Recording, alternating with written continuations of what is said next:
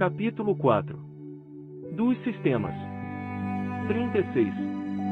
Quando começaram a produzir-se os estranhos fenômenos do espiritismo, ou, dizendo melhor, quando esses fenômenos se renovaram nestes últimos tempos, o primeiro sentimento que despertaram foi o da dúvida, quanto à realidade deles, e mais ainda, quanto à causa que lhes dava origem. Uma vez certificados, por testemunhos irrecusáveis e pelas experiências que todos hão podido fazer, sucedeu que cada um os interpretou a seu modo, de acordo com suas ideias pessoais, suas crenças, ou suas prevenções. Daí, muitos sistemas, aqui uma observação mais atenta viria a dar o justo valor. Julgaram os adversários do espiritismo encontrar um argumento nessa divergência de opiniões, dizendo que os próprios espíritas não se entendiam entre si. A pobreza de semelhante razão prontamente se patenteia, desde que se reflita que os passos de qualquer ciência nascente são necessariamente incertos, até que o tempo haja permitido se colecionem e coordenem os fatos sobre que possa afirmar-se a opinião. À medida que os fatos se completam e vão sendo mais bem observados, as ideias prematuras se apagam e a unidade se estabelece, pelo menos com relação aos pontos fundamentais, se não a todos os pormenores. Foi o que se deu com o espiritismo, que não podia fugir à lei comum e tinha mesmo, por sua natureza, que se prestar, mais do que qualquer outro assunto, à diversidade das interpretações. Pode-se, aliás, dizer que, a este respeito, ele andou mais depressa do que outras ciências mais antigas, do que a medicina, por exemplo, que ainda traz divididos os maiores sábios. 37. Seguindo metódica ordem, para acompanhar a marcha progressiva das ideias, convém sejam colocados na primeira linha dos sistemas os que se podem classificar como sistemas de negação, isto é, os dos adversários do espiritismo. Já lhes refutamos as objeções, na introdução e na conclusão de O Livro dos Espíritos, assim como no volumezinho que intitulamos O que é o Espiritismo.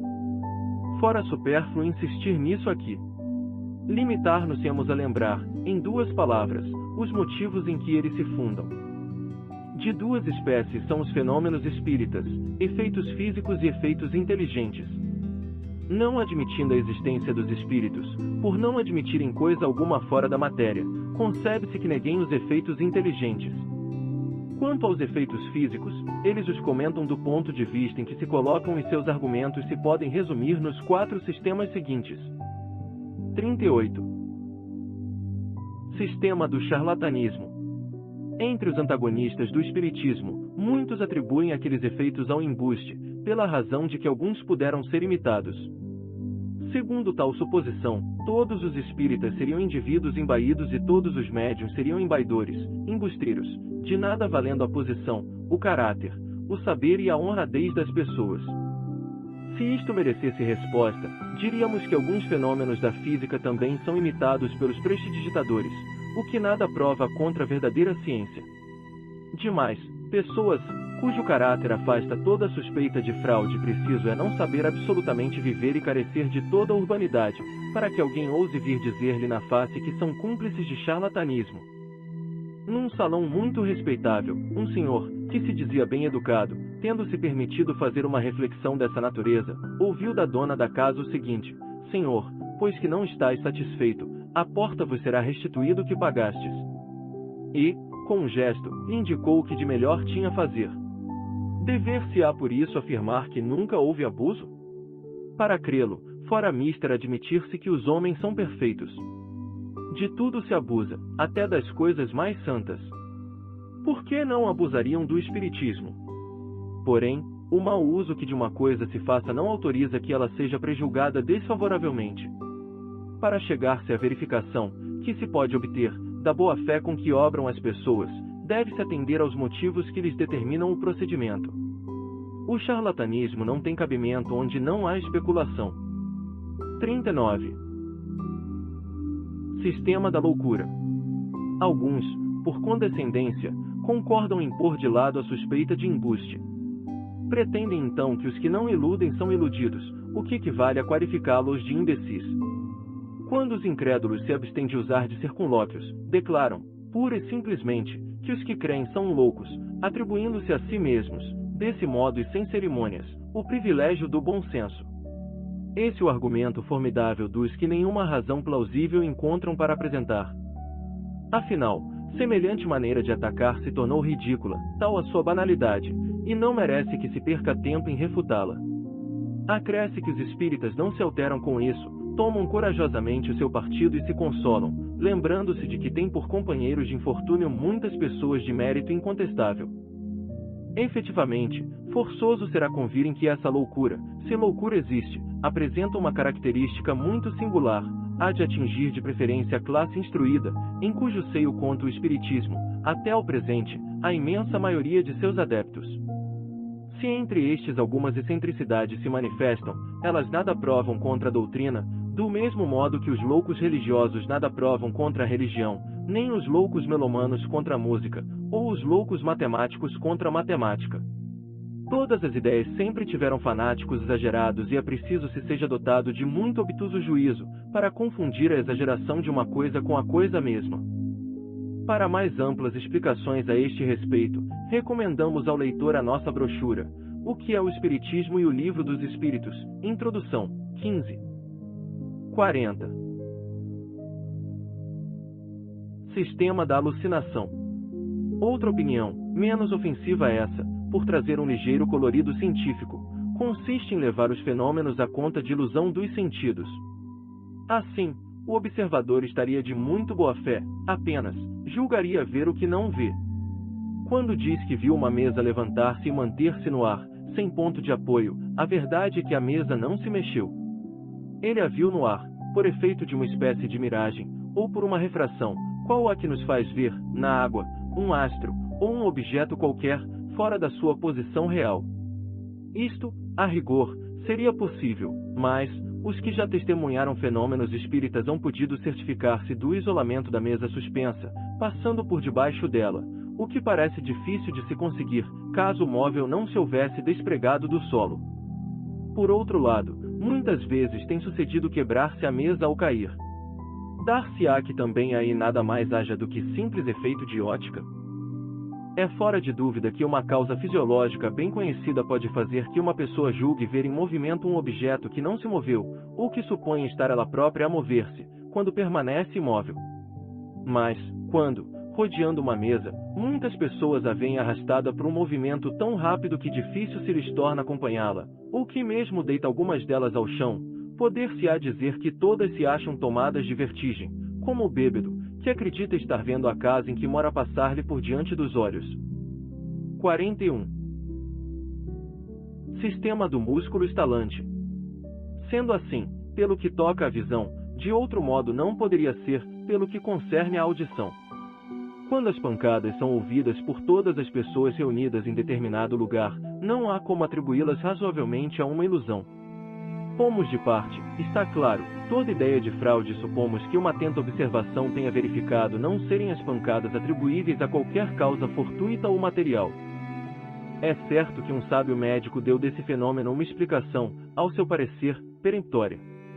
A causa, disse ele, reside nas contrações voluntárias, ou involuntárias, do tendão do músculo curto perôneo.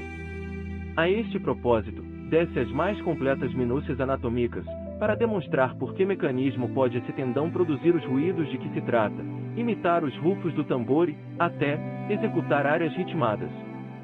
Conclui daí que os que julgam ouvir pancadas numa mesa são vítimas de uma mistificação ou de uma ilusão. O fato, em si mesmo, não é novo. Infelizmente para o autor dessa pretendida descoberta, sua teoria é incapaz de explicar todos os casos. Digamos, antes de tudo, que os que gozam da estranha faculdade de fazer que o seu músculo curto perôneo, ou qualquer outro, estarem à vontade, da de executar áreas por esse meio, são indivíduos excepcionais, enquanto que muito comum é a de fazer-se que uma mesa dê pancadas e que nem todos, dado que algum exista, dos que gozam desta última faculdade, possuem a primeira. Em segundo lugar, o sábio doutor esqueceu de explicar como o estalido muscular de uma pessoa imóvel e afastada da mesa pode produzir nesta vibrações sensíveis a quem a toque. Como pode esse ruído repercutir, à vontade dos assistentes, nas diferentes partes da mesa, nos outros móveis, nas paredes, no forro, etc. Como, finalmente, a ação daquele músculo pode atingir uma mesa em que ninguém toca e fazê-la mover-se.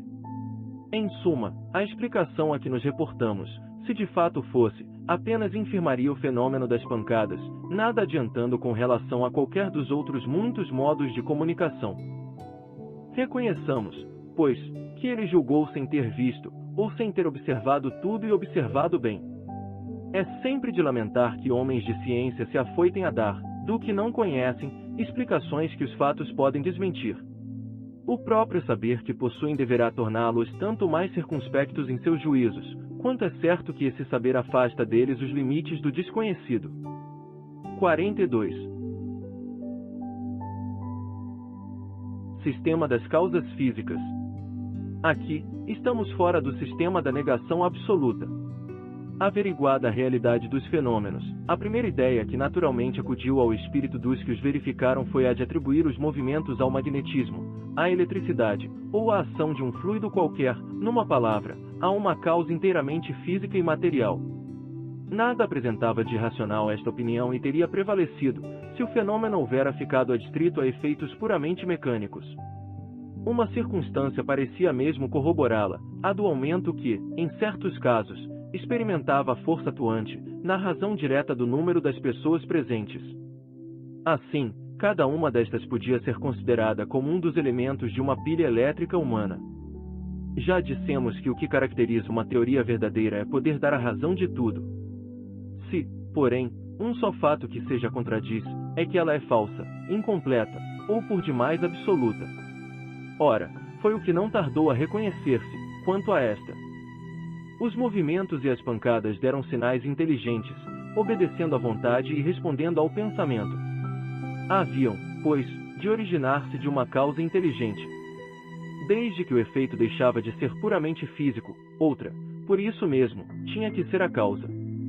Tanto assim, que o sistema da ação exclusiva de um agente material foi abandonado, para só ser esposado ainda pelos que julgam a priori, sem haver visto coisa alguma. O ponto capital, portanto, está em verificar se a ação inteligente, de cuja realidade se pode convencer quem quiser dar-se ao trabalho de observar. 43. Sistema do reflexo. Reconhecida a ação inteligente, restava saber de onde provinha essa inteligência. Julgou-se que bem podia ser a do médium, ou a dos assistentes, a se refletirem, como a luz ou os raios sonoros. Era possível, só a experiência poderia dizer a última palavra. Mas, notemos, antes de tudo, que este sistema já se afasta por completo da ideia puramente materialista. Para que a inteligência dos assistentes pudesse reproduzir-se por via indireta, preciso era se admitisse existir no homem um princípio exterior do organismo. Se o pensamento externado fora sempre o dos assistentes, a teoria da reflexão estaria confirmada. Mas, embora reduzido a estas proporções, já não seria do mais alto interesse o fenômeno? Já não seria coisa bastante notável o pensamento a repercutir num corpo inerte e a se traduzir pelo movimento e pelo ruído? Já não haveria aí o que excitasse a curiosidade dos sábios? Por que então a desprezaram eles, que se afadigam na pesquisa de uma fibra nervosa? Só a experiência, dizemos, podia confirmar ou condenar essa teoria, e a experiência a condenou, porquanto demonstra a todos os momentos, e com os mais positivos fatos, que o pensamento expresso, não somente pode ser estranho ao dos assistentes, mas que lhes é, muitas vezes, contrário, que contradiz todas as ideias preconcebidas e frustra todas as previsões. Com efeito, difícil-me é acreditar que a resposta provenha de mim mesmo, quando, a pensar no branco, se me fala em preto. Em apoio da teoria que apreciamos, costumam invocar certos casos em que são idênticos o pensamento manifestado e o dos assistentes. Mas, que prova isso, senão que estes podem pensar como a inteligência que se comunica? Não há por que pretender-se que as duas opiniões devam ser sempre opostas. Quando, no curso de uma conversação, o vosso interlocutor emite um pensamento análogo ao que vos está na mente, direis, por isso, que de vós mesmos vem o seu pensamento? Bastam alguns exemplos em contrário, bem comprovados, para que positivado fique não ser absoluta esta teoria. Como explicar, pela reflexão do pensamento, as escritas feitas por pessoas que não sabem escrever, as respostas do mais alto alcance filosófico, obtidas por indivíduos iletrados, as respostas dadas a perguntas mentais, ou em língua que o médium desconhece e mil outros fatos que não permitem dúvida sobre a independência da inteligência que se manifesta. A opinião oposta não pode deixar de resultar de falta de observação. Provada, como está, moralmente, pela natureza das respostas, a presença de uma inteligência diversa da do médium e da dos assistentes. Provada também o está, materialmente, pelo fato da escrita direta, isto é, da escrita obtida espontaneamente, sem lápis, nem pena, sem contato e malgrado a todas as precauções tomadas contra qualquer subterfúgio. O caráter inteligente do fenômeno não pode ser posto em dúvida, logo, há nele mais alguma coisa do que uma ação fluídica. Depois, a espontaneidade do pensamento expresso contra toda expectativa e sem que alguma questão tenha sido formulada, não consente se veja nele um reflexo do dos assistentes. Em alguns casos, o sistema do reflexo é bastante descortês. Quando, numa reunião de pessoas honestas, surge inopinadamente uma dessas comunicações de revoltante grosseria, fora desatencioso, para com os assistentes, pretender-se que ela haja provindo de um deles, sendo provável que cada um se daria pressa em repudiá-la. Vede o Livro dos Espíritos, Introdução, 16. 44. Sistema da alma coletiva. Constitui uma variante do precedente. Segundo este sistema, apenas a alma do médium se manifesta, porém, identificada com a de muitos outros vivos, presentes ou ausentes, e formando um todo coletivo, em que se acham reunidas as aptidões, a inteligência e os conhecimentos de cada um. Conquanto se intitule a luz, a brochura onde esta teoria vem exposta, muito obscuro se nos afigura o seu estilo. Confessamos não ter logrado compreendê-la e dela falamos unicamente de memória. É, em suma, como tantas outras, uma opinião individual, que conta poucos prosélitos. Pelo nome de Ematirxé, o autor designa o ser coletivo criado pela sua imaginação. Por epígrafe, tomou a seguinte sentença: nada oculto que não deva ser conhecido. Esta proposição é evidentemente falsa, porquanto uma imensidade há de coisas que o homem não pode e não tem que saber. Bem presunçoso seria aquele que pretendesse devassar todos os segredos de Deus.